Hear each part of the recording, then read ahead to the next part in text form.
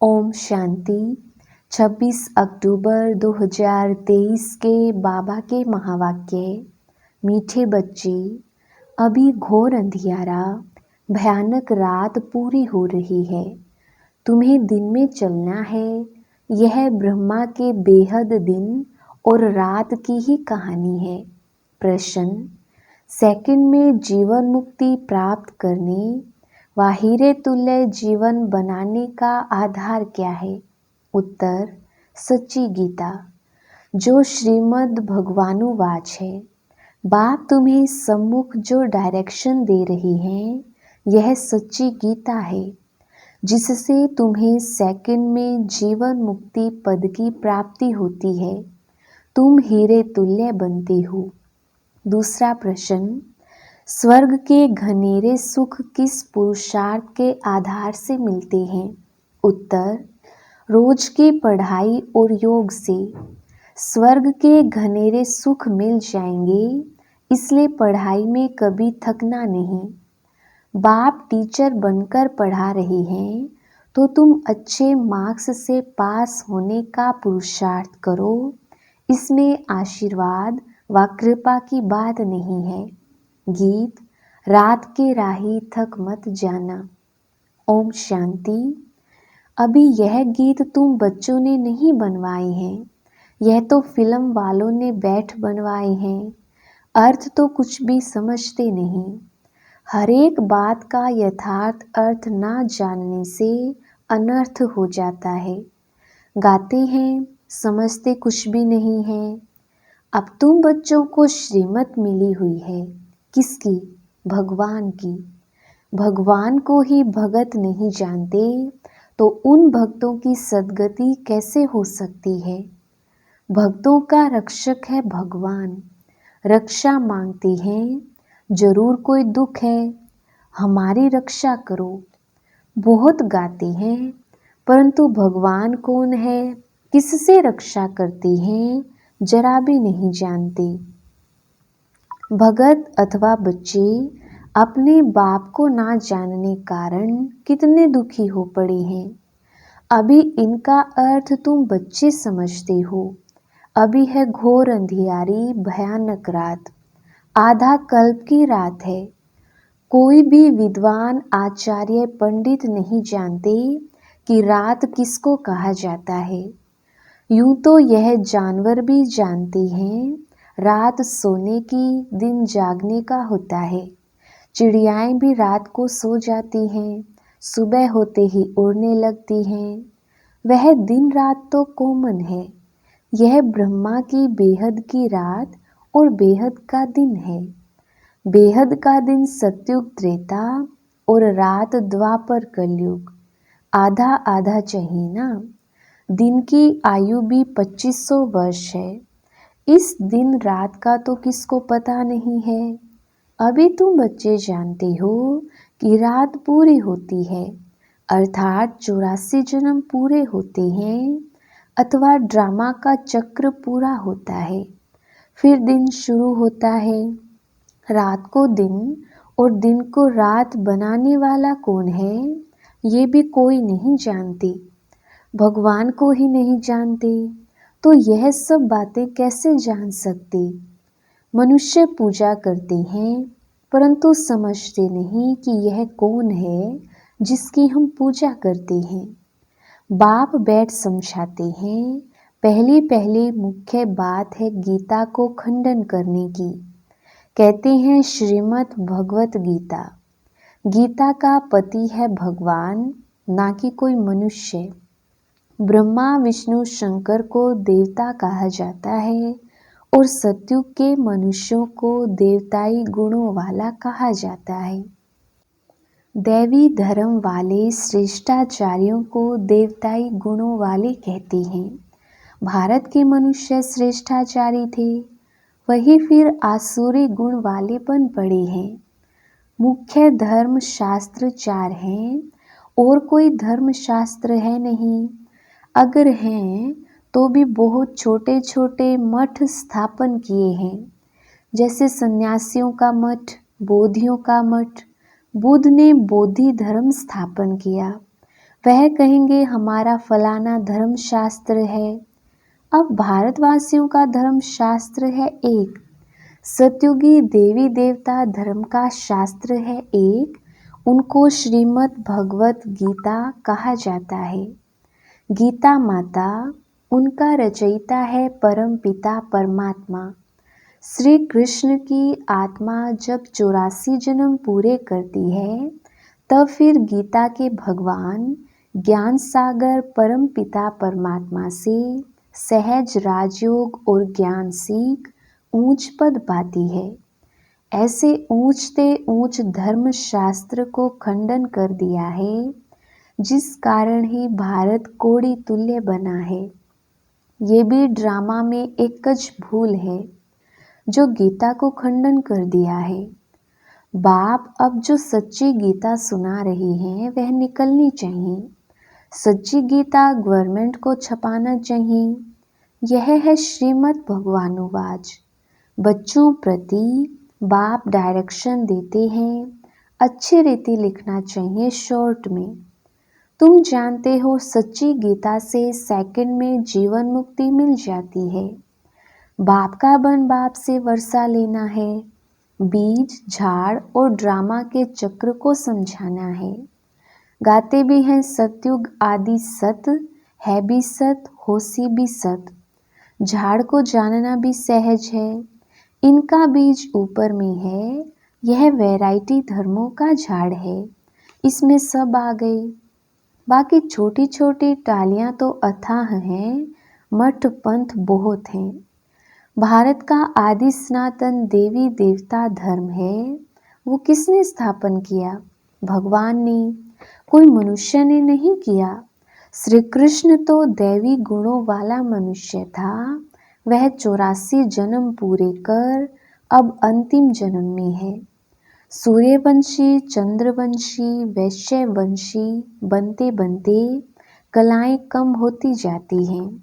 सूर्यवंशी राजधानी जो सतयुग में श्रेष्ठाचारी थी, सो कलयुग में अब भ्रष्टाचारी है। अब फिर श्रेष्ठाचारी बन रही है। तुम्हारी बुद्धि में है कि ऊंचते ऊंच पाठ किसका होगा। अभी तुम जान गए हो, मुख्य है ही शिवाय नमः, जो उसकी महिमा है वह ब्रह्मा विष्णु शंकर के लिए नहीं गा सकेंगे। प्रेसिडेंट की महिमा प्राइम मिनिस्टर को अथवा और कोई को देंगे क्या? नहीं, अलग अलग टाइटल है ना, सब एक तो नहीं हो सकते।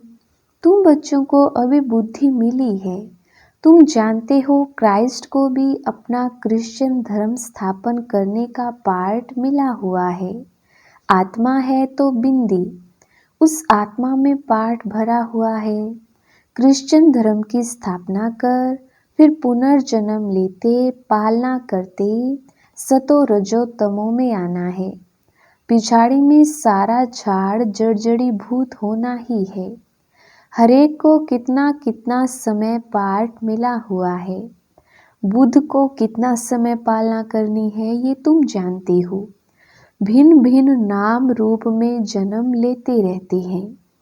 अभी बाबा तुम्हारी कितनी विशाल बुद्धि बनाते हैं, परंतु कोई तो शिव बाबा को याद भी नहीं कर सकते। बेहद का बाप बेहद स्वर्ग का वर्षा देते हैं, ये भी तुम समझा नहीं सकते। बाबा ने बहुत बार समझाया है, आत्मा में अविनाशी पार्ट नूंदा हुआ है। एक शरीर छोड़ फिर दूसरा लेना है। कितनी गुह्य बातें हैं समझने की। जो स्कूल में रोज पढ़ते होंगे वही समझेंगे। कोई तो चलते चलते थक जाते हैं। गाते भी हैं तुम मात पिता हम बालक तेरे। बाप कहते हैं हम तुमको स्वर्ग के सुख घनेरे देने का पुरुषार्थ करा रहे हैं। तुम थक नहीं जाना। इतनी ऊंचते ऊंच पढ़ाई पढ़ना तुम छोड़ देते हो। कोई तो पढ़ाई छोड़ फिर विकार में भी चले जाते हैं, जैसे का तैसा बन जाते हैं। चलते चलते गिर पड़ेंगे तो और क्या होगा। भल वहाँ सुख में है, परंतु पद में तो फर्क है ना। यहाँ सब दुखी हैं। वहाँ राजा प्रजा सबको सुख है। फिर भी पद तो ऊंचा लेना चाहिए ना। पढ़ाई छोड़ दी तो माता पिता कहेंगे तुम तो लायक नहीं हो। बाप से स्वर्ग का वर्षा लेते लेते कई बच्चे थक जाते हैं। चलते चलते माया वार कर देती है तो लौट जाते हैं। जो जमा किया वह फिर ना हो जाते, बाकी क्या बनेंगे। स्वर्ग में भल जाएंगे लेकिन बिल्कुल साधारण प्रजा जाकर बनेंगे। बाप कहते हैं हमारा बनकर फिर थक कर बैठ गए और ट्रेटर बन गए तो प्रजा में चंडाल जाकर बनेंगे। सभी चाहिए ना। स्वर्ग का मालिक बनते बनते अगर पढ़ाई को छोड़ देते तो उन जैसा महान मूर्ख दुनिया में कोई होता नहीं। लिखते भी हैं तुम मात पिता हम बालक तेरे। तुम्हारी कृपा से स्वर्ग के बहुत सुख घनेरे मिलते हैं। कृपा करो। बाप कहेंगे कृपा की तो बात ही नहीं। मैं टीचर हूँ, पढ़ाऊँगा, पुरुषार्थ तुम करो अच्छे मार्क्स से पास होने का। बाकी मैं थोड़े ही बैठ सब पर आशीर्वाद करूँगा। तुम योग में रहो तो ताकत मिलती रहेगी। सभी थोड़े ही गद्दी पर बैठेंगे, एक दो के सिर पर बैठेंगे क्या। तो धर्म मुख्य है ही चार, शास्त्र भी चार हैं। उनमें मुख्य है गीता, बाकी सब उनके बच्चे हैं। वर्षा तो माता पिता से ही मिलता है। अब बाप सम्मुख समझा रहे हैं सिर्फ गीता पढ़ने से ही थोड़े ही राजाओं का राजा बन जाएंगे। बाबा ने तो गीता पढ़ी है परंतु उनसे होता कुछ भी नहीं है। यह सब है भक्ति मार्ग के शास्त्र। तुमको पुरुषार्थ कर 16 कला संपूर्ण बनना है। अभी तो तुम्हारे में कोई कला कोई गुण नहीं रहा है। गाते भी हैं मुझ निर्गुण हारे में कोई गुण नहीं। आप ही तरस परोई हमको फिर 16 कला संपूर्ण बनाओ। जो हम थे फिर बनाओ। अब तुम जानते हो बाप सम्मुख आकर समझा रहे हैं। एक निर्गुण संस्था भी बना दी है। निर्गुण निराकार का अर्थ भी नहीं जानते हैं। शिव का तो आकार भी है। जिसका नाम है तो जरूर चीज भी है ना। आत्मा इतनी सूक्ष्म है, उनका भी नाम है। ब्रह्म महतत्व जहाँ आत्माएं निवास करती हैं वह भी नाम है ना। नाम रूप से न्यारी तो कोई चीज होती नहीं। भगवान को कहते नाम रूप से न्यारा, फिर उनको सर्वव्यापी कह देते हैं। ये कितनी बड़ी भूल है। मनुष्य जब इन बातों को समझे तब तो निश्चय करे बाबा हमने आपको जाना है, कल्प कल्प आपसे राज्य भाग्य लेते आए हैं। ऐसा निश्चय हो तब पढ़ सकते हैं। यहाँ से बाहर निकलते और भूल जाते हैं। इसलिए पहले पहले तो लिखवा लेना चाहिए बरोबर शिव बाबा आया है राजयोग सिखलाने। लिखकर भी देते फिर पढ़ते नहीं। ब्लड से भी लिखकर देते हैं परंतु आज है नहीं। माया कितनी तीखी है, बाप कितना बैठ समझाते हैं। तुम्हारी विहंग मार्ग की सर्विस तब होगी जब ऐसे ऐसे पत्र लिखेंगे। तुम्हारी शक्ति सेना में भी नंबरवार है। कोई चीफ कमांडर है, कोई कैप्टन है, कोई मेजर्स हैं, कोई सिपाहियों के साथ बोझा उठाने वाले भी हैं। सारी सेना है। बाबा तो पुरुषार्थ कराएंगे ना। हरेक के पुरुषार्थ करने से समझ जाते हैं यह राजा रानी बनेंगे व अच्छी साहूकार प्रजा में जाएंगे, यह साधारण प्रजा में जाएंगे, यह दास दासी बनेंगे। यह तो बिल्कुल सहज है समझने का। तो पहली मुख्य बात को उठाना है। बाबा कितनी ललकार करते हैं महारथियों को। तो विहंग मार्ग की सेवा के लिए विचार चलने चाहिए। अच्छा, मीठे मीठे सिकिलधे बच्चों प्रति माता पिता बाप दादा का याद प्यार और गुड मॉर्निंग। रूहानी बाप की रूहानी बच्चों को नमस्ते। हम रूहानी बच्चों की रूहानी बाप दादा को याद प्यार गुड मॉर्निंग और नमस्ते जी। धारणा के लिए मुख्य सार। पहला पॉइंट, पढ़ाई में थकना नहीं है, ऊंचते ऊंच पढ़ाई रोज पढ़नी और पढ़ानी है। दूसरा पॉइंट, विहंग मार्ग की सर्विस करने की युक्ति निकालनी है, योग में रह बाप से ताकत लेनी है, कृपा आशीर्वाद मांगनी नहीं है। वरदान, वरदानों की दिव्य पालना द्वारा सहज और श्रेष्ठ जीवन का अनुभव करने वाले सदा खुश नसीब भव। विस्तार, बाप दादा संगम युग पर सभी बच्चों की 3 संबंधों से पालना करते हैं। बाप के संबंध से वर्षे की स्मृति द्वारा पालना, शिक्षक के संबंध से पढ़ाई की पालना और सतगुरु के संबंध से वरदानों के अनुभूति की पालना एक ही समय पर सबको मिल रही है।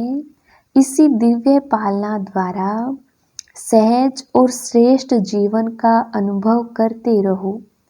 मेहनत और मुश्किल शब्द भी समाप्त हो जाए तब कहेंगे खुश नसीब। स्लोगन, बाप के साथ साथ सर्व आत्माओं के स्नेही बनना ही सच्ची सद्भावना है। अच्छा, ओम शांति।